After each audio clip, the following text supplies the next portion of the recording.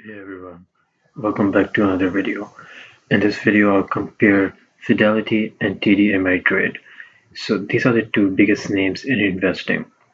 So which one is best for you? Whether you are a beginner or an advanced trader, today we will learn and we'll break down different key differences to make the right choice. Starting from Fidelity, if you're looking for a long-term investment with low fees and great research tools, Fidelity is a top pick, with no doubt. They also offer zero commission trading, no account minimums, and also access to mutual funds with no expense ratios. And I think this is something you won't find anywhere else. If you go on the website, you can also look at the podcast, discover more. And moving on to the next one, we have TD Ameritrade.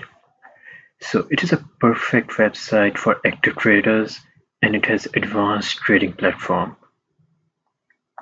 And it is also packed with professional living charting, real-time data, technical analysis tools. So if you love trading or or you love stocks, TD Ameritrade is your go-to app.